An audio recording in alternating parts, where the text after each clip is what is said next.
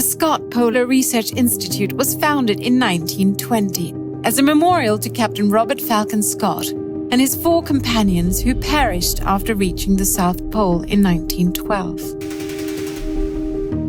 The institute, located at Cambridge University, is a centre for the furtherance of knowledge about Antarctica and the Arctic.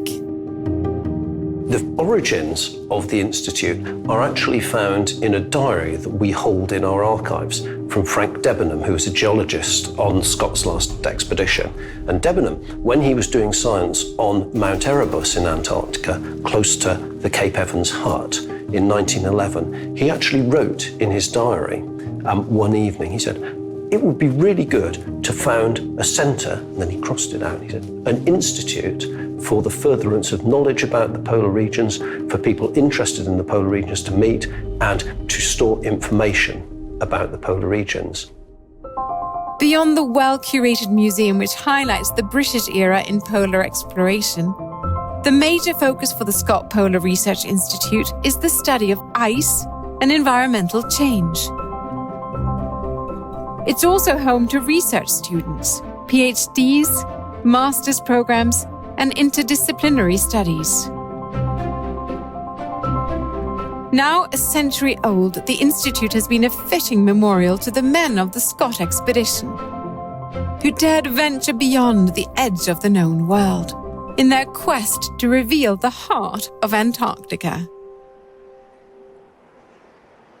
They were the astronauts of their day. These places were completely unknown, almost completely unmapped. The Institute's library documents this heroic age in astonishing detail. Its sublime successes and devastating failures. The collections span multiple media, including iconic Herbert Ponting prints and many personal diaries, allowing us to step into the past and see the world through the eyes of these brave souls. Such as the moment Shackleton's ship was crushed in sea ice. She went down today.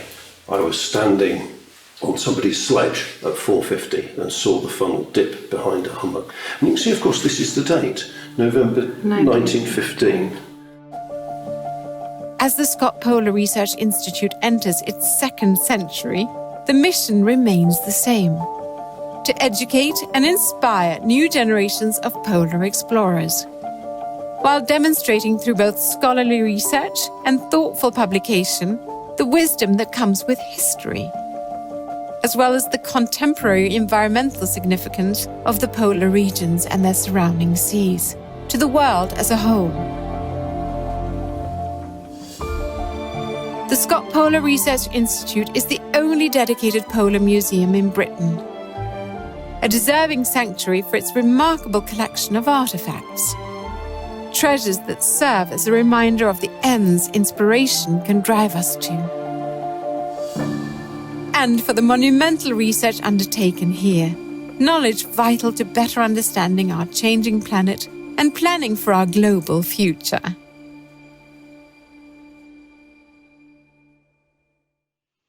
Good evening. I'm Julian Dowdeswell, the Director of the Scott Polar Research Institute in Cambridge University. And what I want to talk to you about this evening is a little bit about the Scott Polar Research Institute and its history, then something about our collections, our wonderful polar library, our archive, picture library and artifact collections. And then after that, we can have some questions. But before we start on the Institute, may I introduce myself? I've been interested in ice, the icy world, which we call the cryosphere, since probably childhood. I always loved maps as a young boy, and I loved atlases and so on. And I was lucky enough to go as an undergraduate to Cambridge University, where I was taught by my predecessors at the Scott Polar Research Institute. As an undergraduate, we all have to do a dissertation which involves fieldwork, and I decided that I would lead a small expedition to Iceland, and this was in 1979, before Iceland was really a major tourist attraction. And I did that, and Sir Vivian Fuchs, the late Sir Vivian Fuchs, who led the Transantarctic expedition in the 1950s, was kind enough to be the patron of my little expedition. And that's really what led me into glaciology and to glaciological work, both in the field, as you saw in the last picture, but also from the air, from ships, and from, of course, we use a lot of satellite imagery. And this is a photograph. You can tell from the graininess of the picture that it's an old one. And this is me doing my doctoral research and actually eating a very nice can of sardines on the biggest ice cap in the Eurasian the Eurasian Arctic, which is the Nordaustlanded ice caps in the eastern part of the Svalbard archipelago, halfway between Norway and the North Pole. And in those days, before satellite imagery, all the work that we did had to be on the ground, on the ice itself. And now we tend to do some of our work from the ice, some of it from the air. And we've got some nice images of aircraft here with you can see this particular aircraft taking off from an airstrip on the west side of Greenland. And if you look carefully at the left-hand and right-hand side of the wings, you can see radar antennae underneath. And those radar antennae are used to measure the thickness of ice. Ice is semi-transparent to radio waves at megahertz frequencies. And a pulse goes down from the transmit antenna. Part of it is reflected from the ice surface, and part of it goes right through to the bed and then reflects back again. And because we know the speed of radio waves in ice, we can work out ice thickness. And I've spent a lot of time flying over the ice caps of the Arctic and the Antarctic, measuring the thickness of ice, because this is a fundamental data measure that we need in order to both understand, describe, and to model numerically ice sheets. And then, of course, we spend a lot of time on ships as well.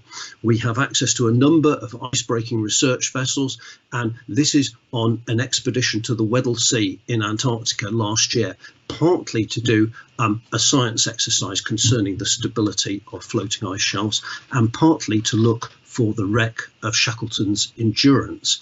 And for that, we used autonomous underwater vehicles. And the next image shows one of those autonomous vehicles. It's a torpedo-like structure, and these can be instrumented with all sorts of different kinds of scientific equipment, and they can fly down to water depths of about 3,000 meters and, for example, image the sea floor at very high resolution, and that gives us a good data on how ice has behaved in the past and how ice has flowed in the past over the seafloor, and how ice has expanded at various times in the geological past. So I've been doing this polar field work for really about 40 years now, and I must say it's been a huge privilege to work in the polar regions. But also for the last almost 20 years now, I've been the director of the Scott Polar Research Institute in Cambridge.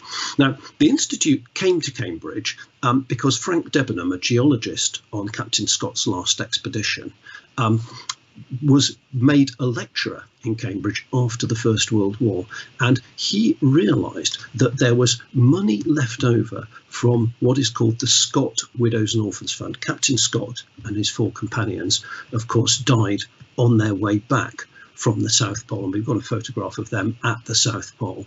You can see them there, and they died on the way back from the South Pole. And of course, when the news came back to Britain, and it took a long time to get back, there was a huge national appeal to look after their families. And once all that was done and the First World War intervened, Debenham realised that firstly there were funds available to set up a research institute, and secondly that there was a need to do so. This was almost exactly a century ago. The institute was founded in 1920, and so we are now the oldest dedicated polar research institute anywhere in the world. And it was Debenham's vision that made that foundation possible. The buildings of the institute, the main building that the institute and its museum are housed in now, was actually built in 1934. The first few years were spent in a different part of Cambridge. And the building itself is what in Britain we call Grade 2 listed. That means it's judged to be a building of national significance. The building's architect was Sir Herbert Baker, and a lot of the interior design work was done by an artist called MacDonald Gill. Here you can see a bust of Captain Scott and also some of the lovely stonework that is on the facade of the Institute. And this bust of Scott was actually sculpted by Captain Scott's wife, Captain Scott's widow, Kathleen Scott, who was a well-known sculptor in her own right. And it's really very beautiful that a memorial to Scott, actually sculpted by his wife, is a centerpiece on the front of the building. There's also some words in Latin on the front of the building, and those words say, loosely translated, they came in search of the pole and found the hidden face of God. And that, of course, is a reference to the fact that the entrance hall to the Institute, and one of the parts of our museum today, is the memorial hall of the Institute, and it is a memorial to Scott, Wilson, Bowers, Oates and Evans, who died on their way back from the South Pole. And you can see the detail on the building, both outside and inside, is very beautiful. So because we're a polar research institute, we work in both the Arctic and the Antarctic, and therefore a lot of the visuals and a lot of the statuary concerns both north and south, polar bears and penguins, in other words. And of course, an image of the memorial hall is shown there. And if we look to one side, and we're in the museum now, we can see the Arctic is the north and the Antarctic is the south. And you can see very well the domed ceilings, which show the north and the southern high latitudes actually as they were in 1934. If we look first up at the northern dome, you can see both a contemporary map of the Arctic, and also a vision, an artist's vision of that in 1934. And around the outside of the dome, you can probably see a series of names, and those are the names of some of the well-known explorers of the Arctic and the Antarctic. So from Norway, Nansen and Amazon; from Britain, Franklin, and so on. So around the edge of the dome are the names of the explorers, and their ships are illustrated with the approximate areas that they explored in the body of the image. And if we go to the next one and look in more detail, now we can see the North Pole and a number of ships around it. And there we can, for example, see the Fram, and this, of course, located in the north, is Fram's journey through the ice where Nansen froze the ship in. And then if we go to the Antarctic dome, we can see the Antarctic again in 1934. And what we must remember about the Antarctic in 1934 is there had not to date been very much exploration there at all.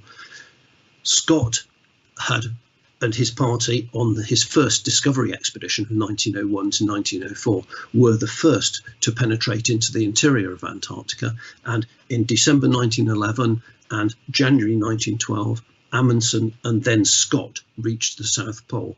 But after that, very few people came back to the interior of Antarctica until after the Second World War. So if we now look at some of the detail in this Antarctic dome, we can see, firstly, Amundsen and his use of the Fram in the Antarctic, and there's a very nice blow up of the Fram.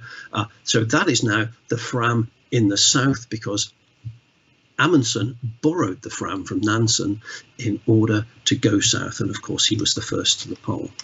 And then in the next picture we have the Endurance, Shackleton's Endurance, which of course remains in the Weddell Sea because it was crushed by the ice in 1915. And of course the epic escape of Shackleton and his 27 men is actually illustrated on the dome by a picture of the James Caird. The James Caird is the little open boat which Shackleton and 5 companions went from Elephant Island, the 800-mile open boat journey, to South Georgia, where he raised the alarm and rescue. And one of the things I really enjoy about the detail that MacDonald Gill put into these domes in our Memorial Hall is the detail here. He's got 4 of the 6 men actually navigating the vessel across those harsh polar seas. And if we go on to look at the South Pole itself, we can see from this 1934 rendition how little was actually known. Probably about a third of the coastline of Antarctica was mapped, but the bulk of the interior was not. You can see the mountains trailing towards the South Pole, and then they fade out as one goes up the image. Those are the Transantarctic Mountains, and we now know that they cut the West Antarctic and the East Antarctic in two. But in 1934, nobody knew how extensive they were. Similarly, in the next picture, which is of the Antarctic Peninsula. We can see the peninsula on the right. The peninsula is deliberately drawn by MacDonald Gill in an ambiguous way, because at that time it was not clear whether the Antarctic Peninsula that we know today was actually a peninsula or whether it was actually an archipelago. And the British Graham Land expedition set out in 1934, just as Gill was doing this painting, in order to solve exactly that problem. And of course, today we know that the Antarctic Peninsula is indeed a peninsula and not an archipelago. So that's a little bit about the interior of the Memorial Hall. And if we look at the next picture, we will see, in this case, a part of the museum. And what I want to just highlight here is 1 or 2 of the very special things in our collection. At the bottom left is the sleeping bag of Captain Oates. And of course, Captain Oates on Scott's last expedition was the man who sacrificed himself. He walked out of the tent and said, "I'm going out and I may be some time." And he never came back. And of course, he did that precisely to let the remainder of the Polar Party, Scott, Bowers and Wilson, have the best chance of trying to save themselves. In fact, as we know from history, all of them died on the march back to their hut at Cape Evans on their return from the South Pole. Now, the Institute is a large number of scientists. We have doctoral students, master's students, postdoctoral students, and a series of senior academic staff as well, who are all studying both scientific aspects, mainly to do with ice in the Arctic and the Antarctic, but also 2 of our faculty have interests in the polar social sciences and humanities. So we also have expertise in, for example, the reindeer herding peoples of the Siberian North and the indigenous peoples of the Canadian Arctic and Greenland, the Inuit. So the Institute is very varied in its academic interests, and all of us both undertake research, write books, and also teach undergraduate students in Cambridge University. But as well as that academic endeavour, we also have a wonderful polar library, archive, and as you've already seen, I've introduced the museum. Our polar library is and I hope our librarian isn't listening, because he would blush. I would say it almost certainly is the most outstanding and comprehensive polar library in the world, particularly in terms of polar books. We hold books in many different languages, as well as English. And of course, when I was a graduate student in the Scott Polar Research Institute well over 30 years ago, this was a magnificent resource to use. And today, although we now get most of our scientific papers on the internet from digital libraries, the books are still absolutely fundamentally held in libraries and are much more difficult to become available in digital form. And so we have scholarly visitors from around the world who come and sit with us for sometimes just for a few days, and sometimes come and study for 6 months or a year to write books and to use our resources. And our resources, of course, are not just in terms of books. We hold, of course, first editions of many famous books. The Home of the Blizzard is one, written by Sir Douglas Mawson. This was written on the basis of Mawson's expedition just after Captain Scott's, where Mawson almost died on his way back from a sledging journey across East Antarctica. And again, on occasion, if one opens some of the historic books, one can find inscriptions by, for example, people like Mawson or even Captain Scott in those books. But as well as the library, we have an archive which holds a lot of the documentation of the early expeditions. And of course, because we're a British institution, we hold much more material concerning the British era of polar exploration than that of other nations. And you can see here, this is one of the original diaries of Ernest Shackleton, in this case of his Nimrod expedition. We in fact hold the diaries of all of Shackleton's 4 polar expeditions. His first one, the Discovery expedition, where he was with Scott, and the other 3, the Nimrod expedition 1907 to 9, where they got within 97 miles of the South Pole. And we're actually looking at the page here where Shackleton is writing that he has decided to turn back at, as you see, 88 degrees 23 minutes south. So he's just 90 miles from the South Pole. And this is really the page which marks first Shackleton out as a truly great leader. It would have been very easy for him to go on to the South Pole, but he realised, and I think scholars looking at his logistics concur, that he would certainly have died and dragged his whole party to their deaths on the return journey. So he writes on this very page, the last day out and we have shot our bolt, and the latitude is, and he's saying, we will turn back. And he later says, better a live donkey than a dead lion. He realised he was not going to make it. And of course, Shackleton's reputation now is very much in terms of leadership and in terms of the care he took of those who were on the expeditions with him. So we hold wonderful diaries of this sort from a number, not just the leaders, but from a number of the people on those early polar expeditions.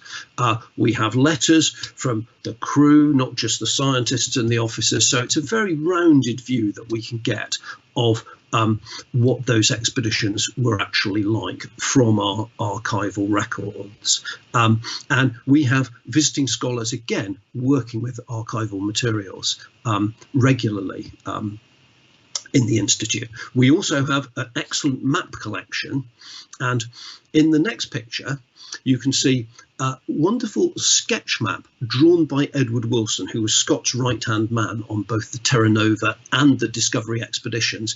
And this is a sketch of the area of the Emperor Penguin colony at Cape Crozier, which Wilson, Cherry Garrard and Bowers visited on what they called the worst journey in the world. And of course, some of you may be familiar with that book title, The Worst Journey in the World, which is Cherry Garrard's book about Scott's last expedition. And in my view, it's one of the best books ever written on the polar regions. It's got a fantastic feel to it.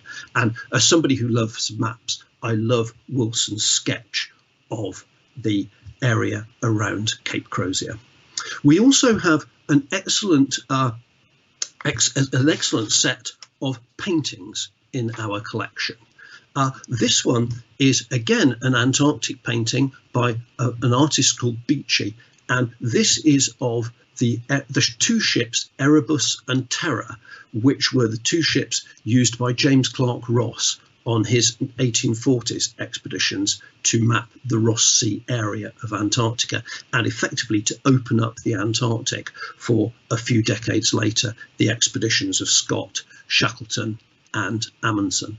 And of course, it's a painting that is done in a very stylized sort of fashion with the ships in great peril. But this was actually of a scene described by James Clark Ross in his diaries where the ships were nearly crushed between 2 huge icebergs. And it is certainly the case, although those icebergs are slightly exaggerated in size, that many of the big icebergs that are carved from the Antarctic ice sheet are 30, 40 and even 50 meters in height above the sea surface. And then the next painting is one that I'm particularly fond of, partly because it hangs in my office in the Institute. It's sort of always in the director's office. And this is a painting by the British landscape artist Edward Seago. Now, Seago painted this when in 1956-57 he was invited to go to Antarctica with His Royal Highness the Duke of Edinburgh on the Queen's ship Britannia, together with a Royal Naval vessel. And he painted about 30 canvases of this sort, and one of them was given to the Scott Polar Research Institute because of the help that my predecessors gave in the planning of that 1950s expedition. And this painting is called The First Iceberg, and I love the title and I love the feel of the painting because when you go to Antarctica on a ship, the first real hint of ice that you get are the big, far-travelled icebergs, which can go much further from the coastline of Antarctica than the much thinner sea ice cover that ships will go into later. So the first iceberg is really your first sniff of Antarctica. And I can still remember the first time I went south to Antarctica and seeing my first iceberg, a moment of great excitement for me. The next picture, and the next few, in fact, are by Edward Wilson. Now, I've mentioned Wilson already as the leader of the scientific team on Scott's 2 expeditions.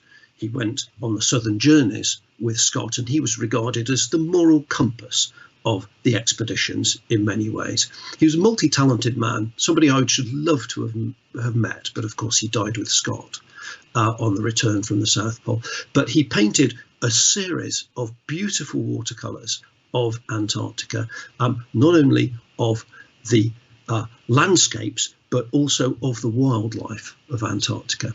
The next image shows a penguin colony near Cape Crozier, and of course Wilson, as a biologist, was very interested in penguins, in leopard seals, and so on. And the next image shows a very dynamic painting, as almost a sketch of a leopard seal chasing 2 emperor penguins through the water. And again, one of the things I like about Wilson is he annotates everything, and his writing is absolutely beautiful, and you know exactly when it was done. So I'm very fond of these Wilson paintings. The next one, and these are all watercolours, the next one shows a sledging journey, and what is happening here is that the person has come out of the tent in order to dig the tent out because it was getting drifted up in a blizzard. And again, I very much like this picture because when you go snowmobiling to do science in the polar regions today and you work out of tent camps, it is not that different from 100 years ago. Of course, we all wear better kit than in the early days, breathable Gore-Tex and the like. But what we see here is exactly what I or one of my colleagues would have to do if our tents were getting snowed in. We have to come out, we have to dig them out. And that happened 100 years ago, and it still happens today. And the last picture from Edward Wilson that I want to show you is actually a pencil sketch. Wilson did this pencil sketch just as they were arriving at the South Pole. And this is an image of one of the black flags that was left a month earlier by Roald Amundsen and his party to show that they had got to the South Pole and the area around it first. One can only imagine how hard that was for Wilson and his colleagues, Scott, Bowers, Oates and Evans, to see that and realise that they'd been beaten to the pole by that great Norwegian traveller, Roald Amundsen. So that's just a little introduction to our art collection, and you can see it's very broad and deep. And one of the things that I also like about it is that we can cross-reference when we have exhibitions in our museum between our paintings, between our artifacts, and then through to photographs. So we can show, for example, one of those beautiful Edward Wilson paintings, and then we can show Wilson actually doing the painting because Ponting photographed him doing it. And it's that breadth and depth of the collections of the Institute that I think really means that our museum is very vibrant in terms of the mix of different media that we can use to make points and to make exhibitions. And then we turn to our picture library. We again hold the entire 1,700 glass plate negatives, some of them, most of them actually 5 by 7 inches in size, and therefore very high resolution. The photographs taken by Herbert Ponting, who's illustrated here with one of his cameras. This I think is a movie camera, but he took, of course, a lot of still photographs too. And Ponting went down on the expedition with Scott, and Ponting was already a very well-known landscape photographer, and he also had taken photographs during the Manchurian War previously, so he had a very strong reputation. And one of the reasons that Scott wanted somebody of Ponting's repute to go south with him is both he and Shackleton on their earlier expedition had realised when they came back that they had great tales to tell, but they didn't initially have very good photographs. So Scott and later Shackleton realised their mistakes, and Scott brought Ponting with him. And let's just have a look at a couple more of the Ponting photographs now. Some of these are very famous indeed. The one on the left, to my mind, the ice cave with the Terra Nova Scott's ship in the background, is for me the most iconic picture ever taken of Antarctica. It's an image that I have from childhood reading books about those early polar expeditions, and it's one that I think many people associate quintessentially with Antarctica. And then of course Ponting was an experimenter with photography, and he also took a lot of beautiful photographs that emphasized texture. The one on the right is a good example of this, where we've got ski tracks and the trace of an emperor penguin going on its belly across the sea ice together, and the two I think make a wonderfully balanced photograph. And then in the next picture we can see the interior of Scott's hut, and this for me is a super image. I was in Scott's hut in McMurdo Sound only in March this year, and the bunks that you see here and the shape of the wood and the artifacts are all still in place in that hut, quite remarkably. Cherry Garrett, the author of The Worst Journey in the World, is at the bottom left, and you can see Cherry Garrett lying on his bunk. And poignantly today, if you go into the hut in McMurdo Sound in Antarctica, there is a sock on that bed with absolutely Cherry Garrett's name sewn into it. Quite powerful. And then in the next picture, as well as Ponting taking, if you like, the set piece photographs of the expedition, Captain Scott was also trained by Ponting to take his own photographs. Ponting, of course, did not go on the southern journey. So Scott took a camera and took his own photographs. It was a much more lightweight camera. And this is one of the few images that we have of the ponies that actually pulled the sledges in the first part of Scott's voyage, Scott's trip towards the South Pole. Now, in the same way that Scott took Ponting with him to take great photographs, in the same way Shackleton took Frank Hurley with him. Hurley was a younger photographer, but also well reputed, and the very famous photographs that Hurley took of Shackleton's Endurance show the ship being crushed by the ice. The next slide shows this very nicely, and you can see there the ship is beset in the pack ice, and of course that ship drifted for 10 months in this sort of way, with Hurley documenting the whole thing. And in the next picture we see the departure of the little James Caird, which we've already viewed the artwork of MacDonald Gill on the dome of the Scott Polar Research Institute itself, and you can see there the little cockpit where MacDonald Gill drew the 4 people sitting there, and that little boat did the 800-mile boat journey from Elephant Island to South Georgia and allowed the rescue of Shackleton's men from Elephant Island, an almost certain death. So we've looked so far in terms of the Scott Polar Research Institute's collections at the library, the archive, our wonderful painting collections, and our picture library. But finally, but not least certainly, we have a whole series of artifacts. Captain Oates' sleeping bag is one that I've already showed you. But this is, again, a wonderful piece. This is the sextant and 2 timepieces that were used by the captain of the Endurance, Frank Worsley, to navigate that little boat, the James Caird, across the Southern Ocean between Elephant Island and South Georgia. And it was only through Worsley's skill in the use of that very sextant that they managed to complete the boat journey and complete the rescue. And this is one of the most splendid pieces that we hold, I think, in the Scott Polar Research Institute. It goes so well with the wonderful Hurley photographs. And then our collections, again, are varied, broad and deep. The geologist, Hartley Ferrer, collected a lot of rock samples from Antarctica during Scott's first expedition, because we must remember that Scott's expeditions were absolutely scientific expeditions, as well as being with the aim of getting to the South Pole and the geographical exploration of Antarctica. So science teams were sent with Scott's parties on each of his expeditions. And Ferrer made a lot of samples in the sedimentary rocks of Antarctica. And this is a leaf that he found, a fossil leaf that he found. And this was very, very important scientifically, because this was the first clear evidence to show that the continent of Antarctica had once been a much warmer place than it is today. And this shows, on the timescale we now know of hundreds of millions of years, that Antarctica was at one time, in part at least, covered by trees and forests. Of course, that's all changed now.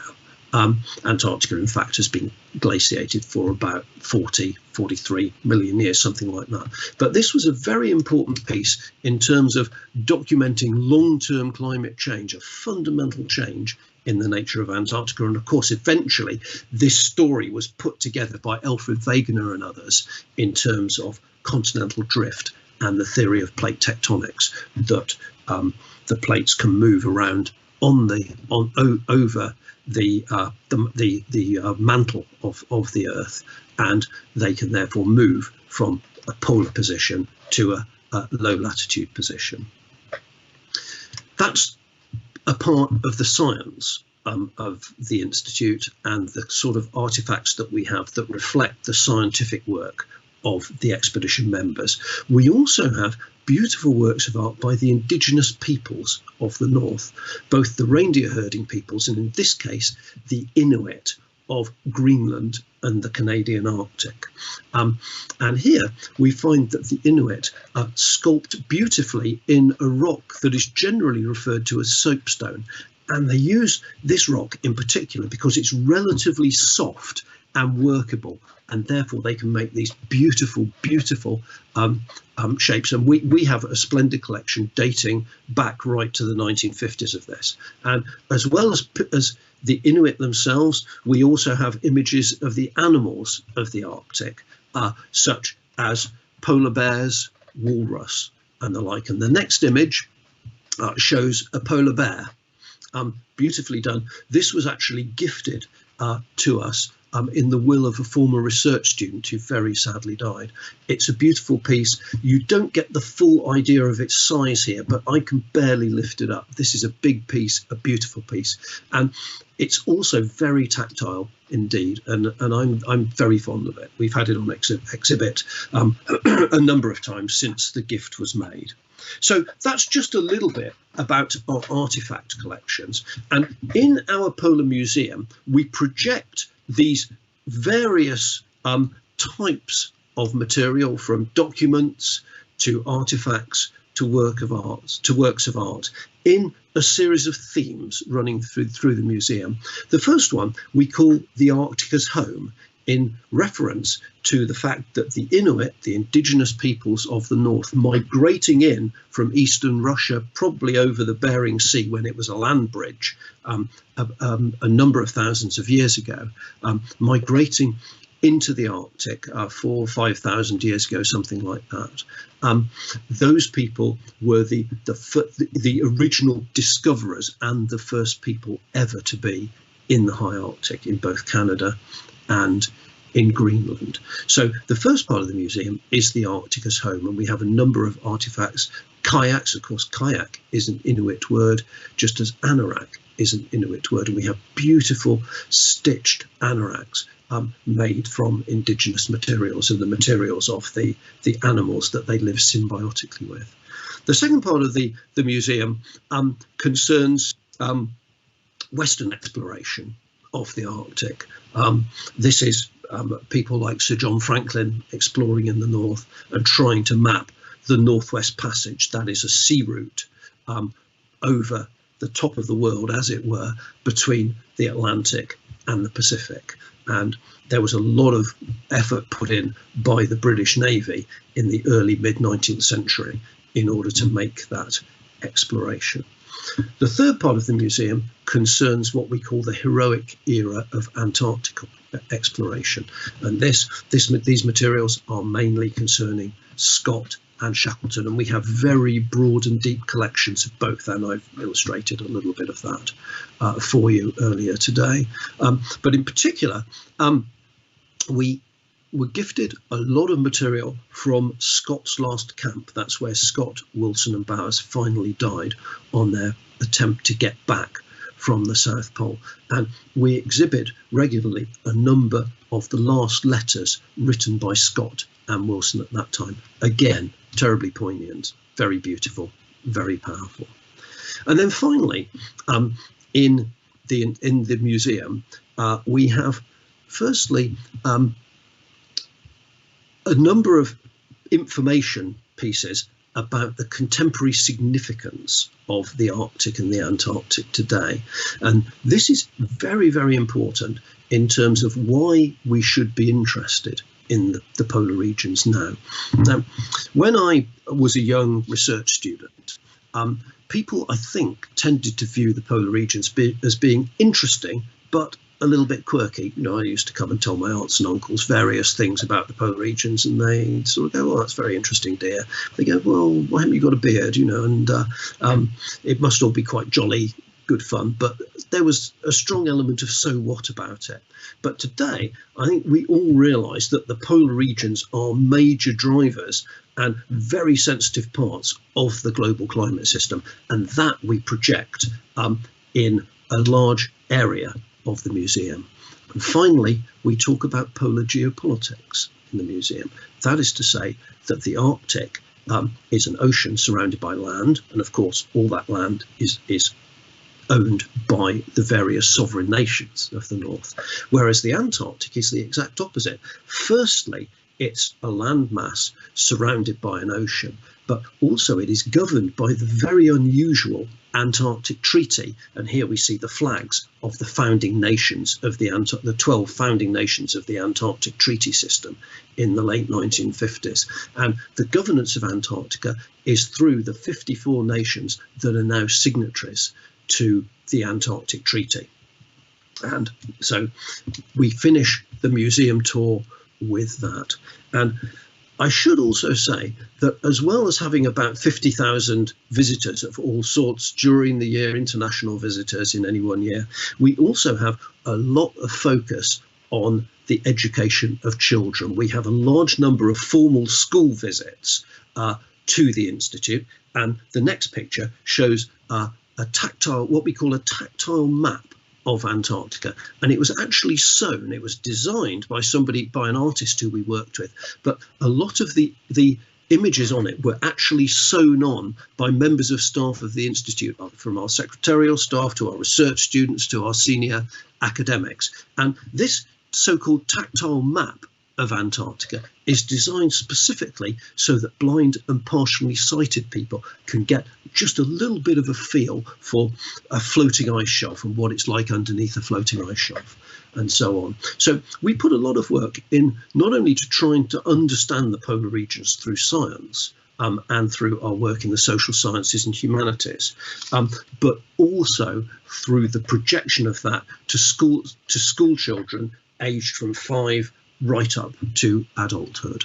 And I think it's one of the important roles that the museum plays in translating our research work, which of course is published in the usual way in academic journals and so on, to project that through to our visitors, who don't necessarily know an awful lot about the polar regions when they first come in, and in particular to the coming generation, some of whom we hope we will enthuse in the end to become polar people and polar researchers. And I must say that it's been a huge privilege for me to work in the polar regions. And this image just shows you what a stunningly beautiful place it really is. And to have worked extensively in both the north and the south has been a great privilege for me. So now I can see that there are a number of questions that have been posed, and I'll just have a look at one or two and try and answer some of those. Let me just have a little look at these. Here's one from Jean, and Jean says, how many years does it take to make several feet of ice in the Arctic and the Antarctic? Well, of course, the ice in Antarctica is up to 4.7 kilometres, about 3 miles in thickness at its very thickest. And that builds up over many thousands of years. In the interior of Antarctica, it's very much like a polar desert. There's very little precipitation there. It's an awfully long way from the sea. Moisture has a job to get into the interior of Antarctica. And so the rate of snow buildup is in some cases less than a centimetre a year, less than an inch a year. So it would take many decades to build up just a few feet of snow in Antarctica. Whereas if we go to somewhere like Iceland and the Vatnajökull ice cap in Iceland, which is in a very relatively wet and much warmer part of the subarctic environment, there we might have several feet, a couple of meters of precipitation in a year. And if you go to the mountains of Alaska in the northern hemisphere, or the mountains of Chile, the Andes in the south, you will find that there are meters and meters worth of precipitation and snow. And so snow buildup to form ice through its densification, through densifying under its own weight, is very much the rate at which that takes place is very much a product of how much precipitation there is in different parts of the polar regions. The interior of Antarctica, very, very slow. The mountains of the Himalayas, Alaska, very, very much quicker. So I hope that answers your question there. So let's see. Susie from San Francisco says, are there any good films to watch about great expeditions in the Antarctic? Well, of course, the one that I would recommend is the one by Herbert Ponting called The Great White South. And that film was recently remastered by the British Film Institute. And I think you can probably go onto the website and have a look at that. But that of course, is one of the original films of Antarctica. Let's see. Here's an interesting one from James in Cincinnati. James says, has the coronavirus affected research work that is taking place in the Antarctic and the Antarctic regions? And the answer to that, James, is very much yes. I was coming back from Antarctica at the end of March this year, just as the lockdown was beginning in various parts of the world. Of course, we had been out in a ship for over a month, and so we were completely clean and virus free. But as we came back on the ship into the port in Patagonia, the port was basically closed to us, and we thought we were going to have to come the whole way back to Europe on the ship. But in the end, we were led in to Montevideo and we flew back from Uruguay. But certainly the bases that are in Antarctica have been very, very careful about quarantining, because if the virus got into those bases, it would just run straight through because of the close contact people have.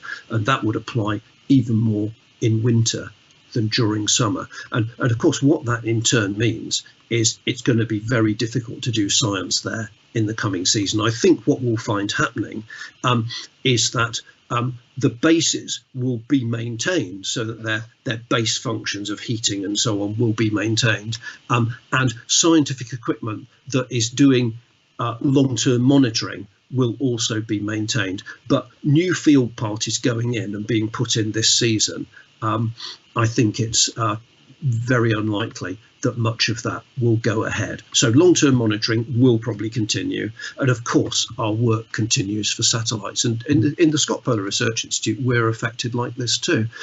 We've been locked down in the Institute since the end of March.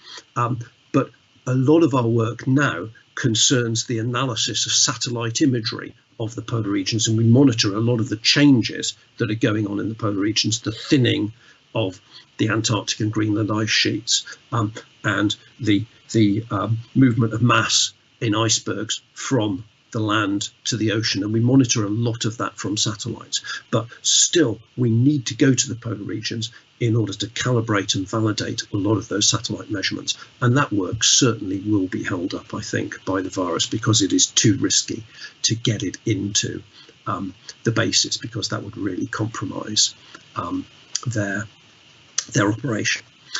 John from Tulleton says, is there a possibility to raise Shackleton's endurance? Well, of course, I was the chief scientist on the Weddell Sea expedition in 2019, which had the dual aims of undertaking a rigorous scientific programme to do with the oceanography and the glaciology of the Western Weddell Sea.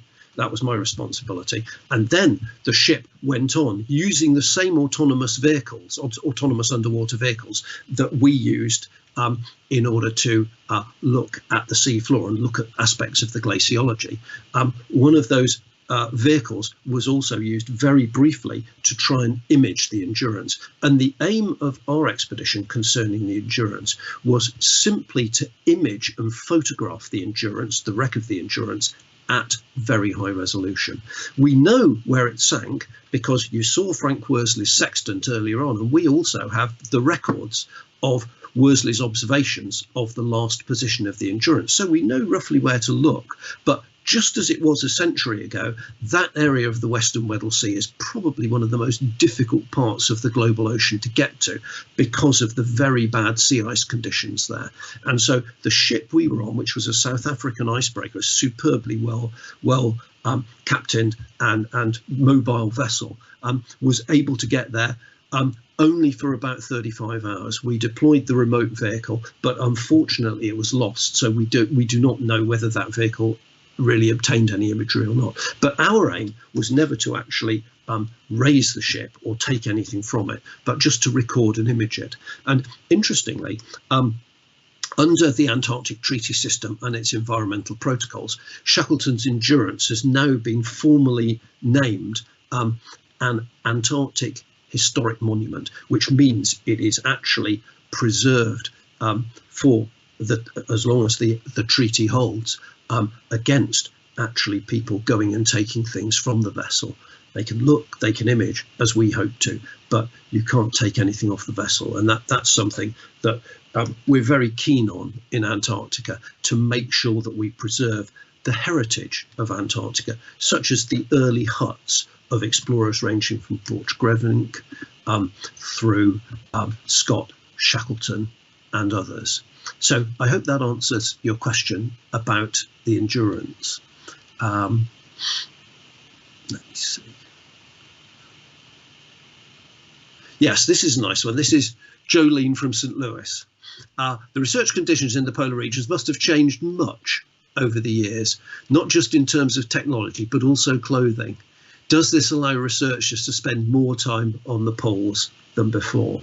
Well, in fact, I think we probably spend less time in the Antarctic and the Arctic that we used to, because the logistical capability of ski-equipped aircraft to fly us into key sites mean that, unlike the early explorers, we don't have to sledge for days or weeks or even months and place fuel depots and food depots in order to get to those key sites for calibration and validation of satellite sensors, or for the taking of ice cores. But yes, I mean, I think you're right. The ability to put in, if needed, fuel dumps to supply interior bases for example, ice core drilling which can take a number of years.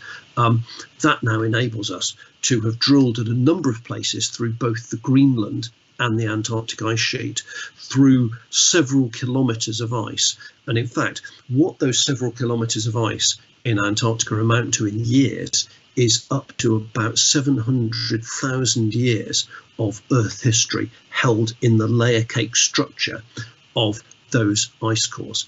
And it's only because we've got both very good large ski-equipped aircraft which can put in the fuel that's necessary to keep people alive in those settings for a significant length of time, and to make sure that the equipment stays operational.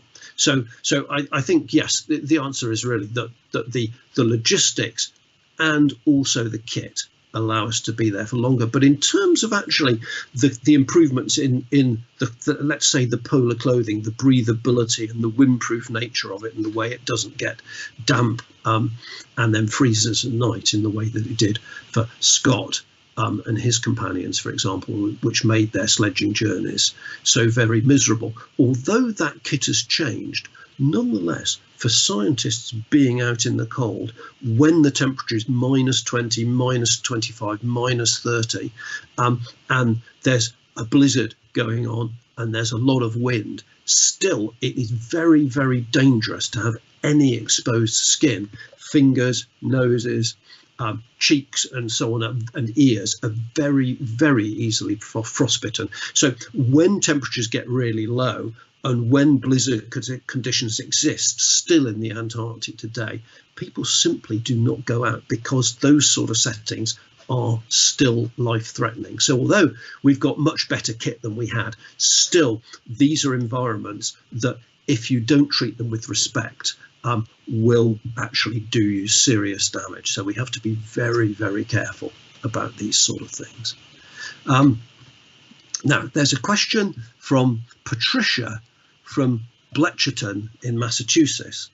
She says, you mentioned that the Shackleton's party that left in a small boat for the 800-mile boat journey to South Georgia, but what happened to the boat?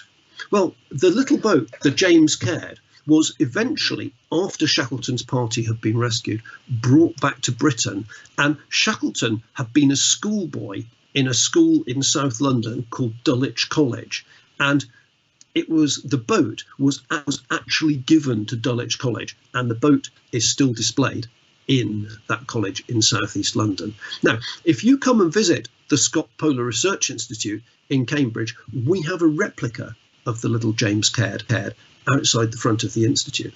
But it's more than just a replica. It's a boat also that in 1998 did the same boat journey from Elephant Island to South Georgia, unsupported by any external agency. And so our little boat is an almost exact replica of Shackleton's James Caird, and that one sits outside the Scott Polar Research Institute. And we're very pleased to have that, because as people walk into the museum, it really shows them just how small that 23, 24 foot long James Caird was, and how difficult it must have been, and how scary it must have been to be a part of that journey of those 6 people on the little boat going through those huge, huge seas.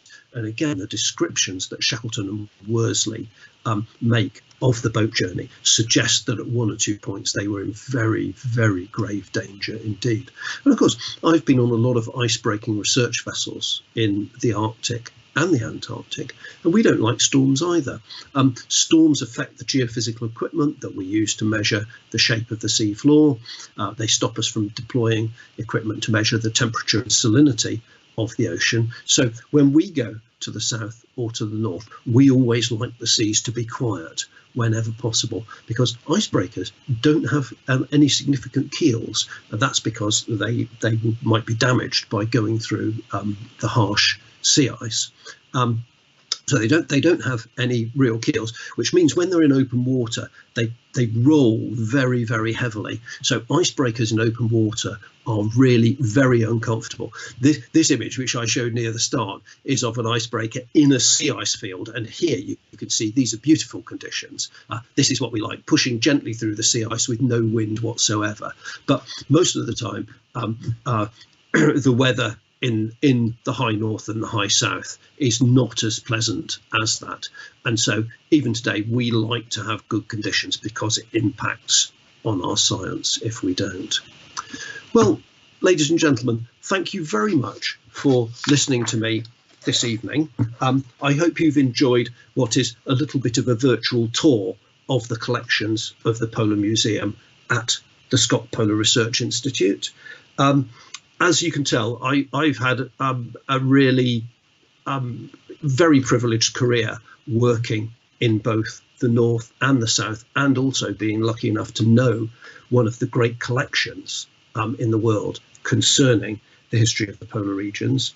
I shall be speaking at the same time next week on the history and science of Antarctic exploration, and I hope you'll join me then. Goodbye.